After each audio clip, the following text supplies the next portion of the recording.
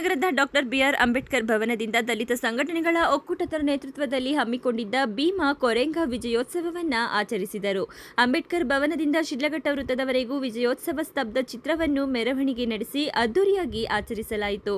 ಈ ವೇಳೆ ದಲಿತ ಮುಖಂಡ ಸುಧಾ ವೆಂಕಟೇಶ್ ಮಾತನಾಡಿ, ಬಾಬಾ ಸಾಹೇಬ್ ಅಂಬೇಡ್ಕರ್ ಲಂಡನ್ನಿನಲ್ಲಿ ವಿದ್ಯಾಭ್ಯಾಸ ಮಾಡುತ್ತಿದ್ದಾಗ ಭೀಮಾ ಕೊರೆಂಗ ವಿಜಯೋತ್ಸವ ಬಗ್ಗೆ ತಿಳಿದು ಸಂಶೋಧನೆ ನಡೆಸಿ ಇತಿಹಾಸದ ಬಗ್ಗೆ ಬೆಳಕು ಚೆಲ್ಲಿದ್ದಾರೆ. ಈ ದಿನದಂದು ಹಲವಾರು ಮಂದಿ ಸ್ಮಾರಕಕ್ಕೆ ಭೇಟಿ ನೀಡಿ ಗೌರವ ಸಲ್ಲಿಸುತ್ತಾರೆ.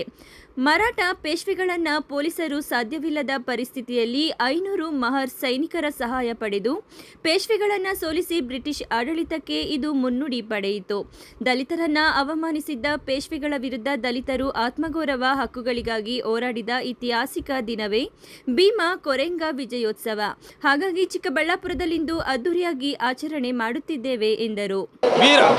ವೀರ ಯೋಧರ ಸ್ಮರಣೆಯ ಸಂಬಂಧ ವಿಜಯೋತ್ಸವನ ಕರ್ನಾಟಕದಲ್ಲಿ ಸಂಘರ್ಷ ಸಂಸ್ಥೆ ಡಾಕ್ಟರ್ ಅಂಬೇಡ್ಕರ್ ವಾದ ಇವತ್ತು ವಿಜೃಂಭಣೆಯಿಂದ ಆಚರಣೆ ಮಾಡ್ತಾ ಇದೆ.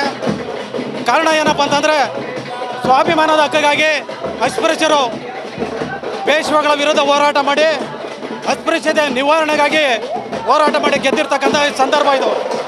ಆ ಸಂದರ್ಭವನ್ನು ಇವತ್ತು ತುಂಬ ವಿಜೃಂಭಣೆಯಿಂದ ಇಡೀ ದೇಶಾದ್ಯಂತ ಇವತ್ತು ಆಚರಣೆ ಮಾಡ್ತಾ ಇದ್ದಾರೆ.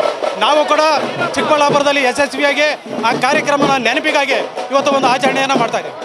ಇವತ್ತು ಚಿಕ್ಕಬಳ್ಳಾಪುರದಲ್ಲಿ ಅತ್ಯಂತ ಯಶಸ್ವಿಯಾಗಿ ಭೀಮಾ ಕೊರೆಂಗ ಮಹರ್ ಯೋಧರ ಒಂದು ಏನು ಯಶಸ್ವಿ ಹೋರಾಟ ಏನಿತ್ತು, ಆ ಯಶಸ್ವಿ ಹೋರಾಟದ ಹಿನ್ನೆಲೆಯಲ್ಲಿ ಇವತ್ತು ಪೇಶ್ವೆಗಳ ವಿರುದ್ಧವಾಗಿ ಅಸ್ಪೃಶ್ಯತೆ ನಿವಾರಣೆಗಾಗಿ ಸ್ವಾಭಿಮಾನದ ಹಕ್ಕಿಗಾಗಿ ಇವತ್ತು ನಾವು ಹೋರಾಟ ಮಾಡ್ತಾ ಇದ್ದೀವಿ.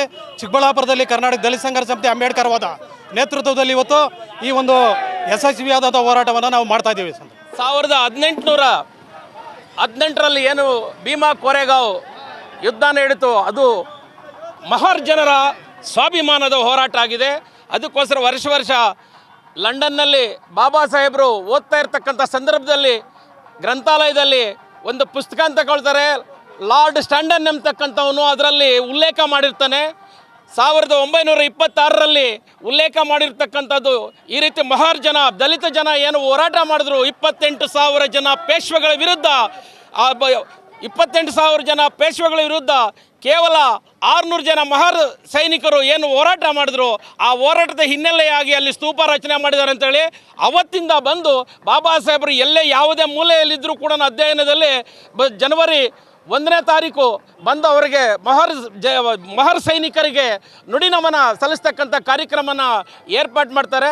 ಅಂಥ ಕಾರ್ಯಕ್ರಮದ ಅಂಗವಾಗಿ ಇವತ್ತು ನಮ್ಮ ನಾಯಕರಾಗಿರ್ತಕ್ಕಂಥ ಸುಧಾ ವೆಂಕಟೇಶ್ವರರ ನೇತೃತ್ವದಲ್ಲಿ ಎಲ್ಲ ಭೀಮ ಸೈನಿಕರು ಇವತ್ತು ಮಹರ್ ಸ್ವಾಭಿಮಾನದ ಹೋರಾಟವನ್ನು ಇವತ್ತು ಹಮ್ಮಿಕೊಂಡಿದ್ವಿ. ಕೊರೆಗಾಂವ್ ಚಳವಳಿ ಜನವರಿ 1ರಂದು ನಡೀತದೆ. ಈ ವೇಳೆ ಭೀಮಾ ಕೊರೆಂಗ ವಿಜಯೋತ್ಸವದಲ್ಲಿ ದಲಿತ ಮುಖಂಡರುಗಳಾದ ಶ್ರೀನಿವಾಸ್, ಸುಲಿಕುಂಟೆ ವೆಂಕಟೇಶ್, ವೆಂಕಟರಾಮ್, ನಾಗರಾಜ್, ಮುನಿರಾಜ್, ವೆಂಕಟ್ ಇನ್ನಿತರರು ಉಪಸ್ಥಿತರಿದ್ದರು.